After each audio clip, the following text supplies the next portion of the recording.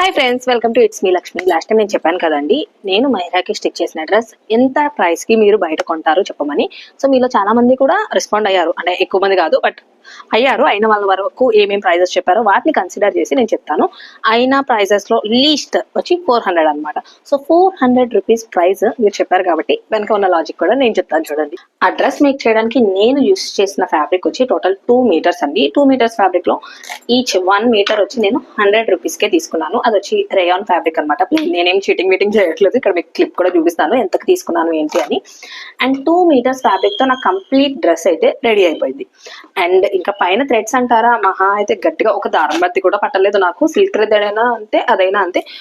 So నేను amount వేసుకోవట్లేదు, లేదు let me guess, వేసుకున్నాము ఒక ఇది ఒక 18 రూపీస్, దానికి ఒక 10 రూపీస్, 30 రూపీస్ వేసుకోండి. 230 రూపీస్ లో నాకు ఫ్యాబ్రిక్ మొత్తం అయిపోయింది.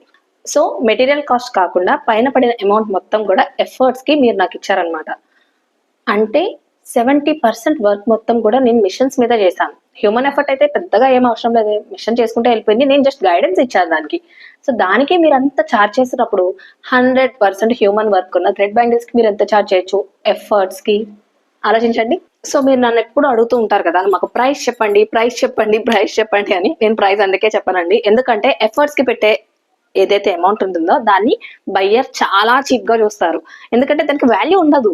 మనకేముంది, మెటీరియల్ మొత్తం సింపుల్ గా అయిపోతుంది, ఒక 50 రూపీస్ లో అయిపోతుంది. కానీ ఎఫర్ట్స్ ఎంత పెడతాము, థ్రెడ్ పొయ్యాలి, చుట్టాలి, ఇదంతా పెయిన్ వస్తుంది, ఇదంతా పెయిన్ వస్తుంది, ఎన్ని చుడతారు డైలీ. అండ్ కుందన్స్ కూడా నీట్ గా అటాచ్ చేసి ఆ లుక్ అవుట్పుట్ అయితే తీసుకురావాలా. మీరు మెటీరియల్ కాస్ట్ ఒకటే వేసుకుంటున్నారు, మీకు పడిన షిప్పింగ్, మీరు పంపించేటప్పుడు పడే షిప్పింగ్, ట్రాన్స్పోర్ట్ లో అయ్యే ప్యాకేజ్, ఒకవేళ డ్యామేజ్ అయితే దానికి మీరు రెస్పాన్సిబిలిటీ తీసుకోవాలి కదా.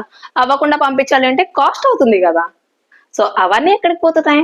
So let me tell you my sweet subscribers, ఇక మీద ఎప్పుడైనా సరే ప్రైస్ లో మీ కష్టాన్ని తక్కువగా చార్జ్ చేయొద్దు. ఎందుకంటే అది మీ బిజినెస్ కే కాదు, మీలాగా మీ ప్రొఫెషన్ లో ఉన్న వేరే వాళ్ళ బిజినెస్ ని కూడా ఎఫెక్ట్ చేస్తుంది. సో ఐ హోప్ ఈ వీడియో చేసిన తర్వాత మీకు క్లియర్ గా అర్థమైంది అనుకుంటా. ఎఫర్ట్స్ కి తక్కువ చార్జ్ చేయొద్దు.